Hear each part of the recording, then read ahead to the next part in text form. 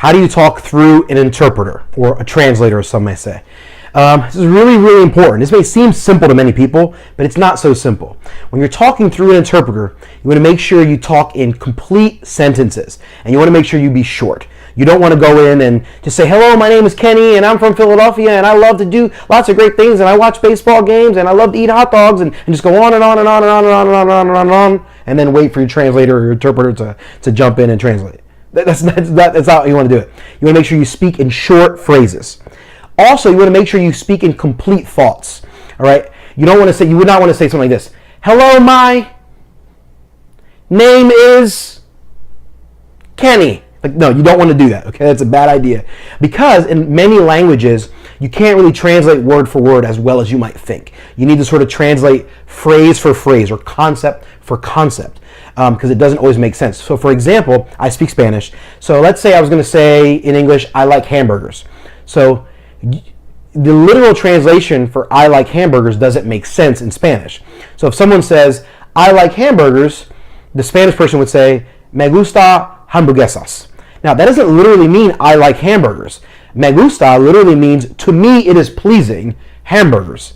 So if you break up your sentence in a way that is kind of split thought, it may not make sense. If you say, I like, the translator, depending on what country you're in Spanish might be a little easier, but if you're in Africa or in Asia and the language is extremely different, they may not know how to translate that. Or you may say, I like hamburgers, and then what will often happen to the interpreters is they have to go back and basically reinterpret the whole thing, because the way you broke it up may have made sense to you in English, but it didn't make sense in their particular language. So you want to make sure you always talk in complete phrases or complete thoughts, that the phrase itself makes sense.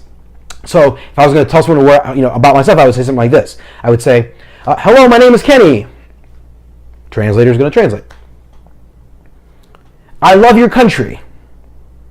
I'm originally from a city called Philadelphia. Right? I want to be talking in short phrases. All right, short phrases, not long phrases, not run-on sentences, very short phrases. Now, if sometimes you run into a situation where an interpreter will not understand what you're talking about, you'll say something and you'll say, I am originally from a city called Philadelphia. And your interpreter will look at you like, I don't really know what you're saying, bro. And you go, don't just repeat it again, which is what most people do, just repeat. Find a different way to say it. You go, okay, if I say, I'm originally from a city called Philadelphia, and the interpreter's like, and you would say, okay, I lived in a community. The name of that community is Philadelphia. And they still don't know that. You say, the part of my country that I am from is called Philadelphia. Right? You want to find different ways to say the same thing. Don't just assume that the way it makes sense to you is going to make sense to them. They're not dumb. They're not wrong. They just may not have ever learned whatever word you're using in that moment. And time again, I've seen so many people, rather than changing their words and making it make more sense, they just simply repeat the same thing over and over again as if that's going to help the interpreter in any way whatsoever. It's not. Change your words. It's incumbent upon you to do that. Make sure you talk slower than I struggle with this personally because I talk so fast. Those of you watching this video probably have already figured that out. I talk very fast. So when I get in another country, I typically have to slow down significantly. There are some Spanish-speaking countries where people talk fast, like my family's from Puerto Rico. People in Puerto Rico talk very fast. No big deal. But there are lots of Spanish-speaking countries. If you go to certain countries in South America, or if you're in certain parts of Mexico, the Spanish in those parts of the world are much slower, much more tranquilo, much more relaxed version of Spanish, much more calm version of Spanish than what we may speak in Puerto Rico or certain parts of Dominican Republic or some other Spanish-speaking countries, right? So you want to be very, very careful that you talk very slow. Use basic words. Don't use big words. If I'm preaching, I'm not going to use a word like imputation. I'm going to use a word like transference or something is transferred. That even might be too big of a word, right? So you want to make sure you speak slowly. Use simple vocabulary because the person who's interpreting for you may not be an expert. Make sure you do that. Make sure you speak in short phrases, but the phrases in themselves have to be complete concepts and thoughts by themselves that you don't necessarily want chopped in half or in portions. And then the last thing I would say this before you talk to a translator is to practice. You can do this locally, maybe find someone that speaks another language and work with them. Or as soon as you get in country, if you're going on a mission trip with me or our organization, we do this a lot, where we will basically practice with you and your interpreter. So I encourage you to do that. When you get in country, find your translator, find your interpreter, have a dialogue with them, and practice. Right, practice, and then what you want to do is you want to kind of coach them a little bit. You want to make sure you don't be offensive. Okay, be very gentle in how you do this. Be very diplomatic, but you want to coach them. What you don't want is the translator, the interpreter, to be speaking in third person. Right, I want the person speaking as if they're me. So what we don't want, if I say, "Hey, my name is Kenny," we want the translator to say, "Hey, my name is Kenny," in whatever language they're speaking. We don't want them to say, "His name is Kenny." Right? We don't want that. Most interpreters and translators will speak in third person, and what they'll try to do is you'll talk, and they'll just basically try to paraphrase what you're saying, and they'll speak in third person. They'll say, "Oh, well, what Kenny is saying to you is this thing that he learned, blah, blah, blah, blah, blah." They'll speak as if they are a different person. We don't want that. It's not effective. It can be effective, but the most efficient way to do it is to have them speak as if they are you. And you want to train them to do that. Again, you got to be diplomatic, be cautious, be gracious in this. Maybe bring your leaders into this mix. But you want to make sure you kind of train them and practice with them to speak on your behalf. They are basically your voice when they're interpreting for you. So they're not going to say, "Hey, Kenny," whatever. They're going to be saying, "My name is Kenny. I am from Philadelphia." And they're going to be saying it in whatever language. If they're speaking Spanish, they're going to say, "Me llamo Kenny. Yo soy de ciudad que se llama Philadelphia." Right? Something like that. Right? Whatever they're going to be translating for you, speaking on behalf of you. And make sure you coach them to do that. Make sure you practice with them to do that. That's really, really important. If you don't practice with them, the first time you go out and have a conversation, it's gonna be messy.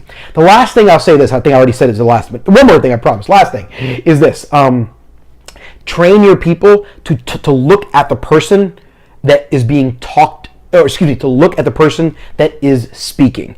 So if I'm here and the interpreter's here and the person we're talking to is you, we shouldn't both be looking at you. That makes you feel awkward. If I'm talking and the interpreter's looking at you, it's going to make you feel awkward. We don't want to do that. Coach them. When I'm talking, he should be looking at me, and then he looks at you, and he interprets. And me, as Kenny, when I'm talking to you, I'm looking at you, and when the interpreter starts interpreting, I look back at the interpreter. Okay, now maybe look back and forth for a moment, and then do that, and then great. Now, occasionally, not often, occasionally, if I'm having a very serious gospel conversation with someone, what I'll do is, I may even ask them, I'll say, "Hey, look at me for a moment." He's going to talk, but I want you to look me in the eyes. And what I'll do is, I'll just stare at him in the eyes as the interpreter's talking, and I just want to show him like a passionate look of love. Because this is like a moment of like gospel seriousness. But I do that specifically only to sort of drive home a very important gospel point. The interpreter's talking, and I'll be looking at him just. And the person sometimes will look at the interpreter, but sometimes they'll look at me and they'll see. But in most cases, unless I don't want to do that a lot because it makes them feel awkward, but I may do that to drive home a point. But in most cases, unless I'm having a very serious gospel conversation and I want to drive home one specific point, 99% of the time, I want to be looking at the interpreter. Whoever the person talking in that conversation, that's the person I'm looking at, right? So if the person is talking to me, right, and I don't speak their language, I'm still looking right at them. And they're talking, I don't understand anything you're saying, but I'm looking right at them. And then the interpreter's going to interpret, I'm going to look right at the interpreter, the interpreter's going to talk, and he's going to interpret what that person just said to me. Great. And then I'm going to look at that person, and I'm going to talk to that person. And the interpreter's going to be looking at me, that person's going to be looking at me. I'm talking. Then the interpreter's going to interpret. Right? Whoever is talking, that's who you should be looking at. You and the interpreter. Coach your interpreter to do this, all right? Otherwise, the person you're talking to is going to feel awkward. Coach your interpreter. Whoever is talking, that's who we both look at. In those moments, we both look at whoever is talking. And when the interpreter is talking, you look at the interpreter. When the person that you're talking to is talking, look at them and listen to them. Even if you don't understand what they're talking about, listen to them and do that. So make sure it's really, really important. Talk concisely, talk quickly, speak in full thoughts, practice, coach your interpreter, and make sure you're looking at the right person when you're talking. If you do all of those things well and you practice well, I promise your conversations will be far more efficient than if you do it if you had not practiced and not prepared well. Talking to an interpreter is very, very difficult and cumbersome if you don't do it right. But if you do some of these things and you practice well, I promise you'll be able to do it very, very well.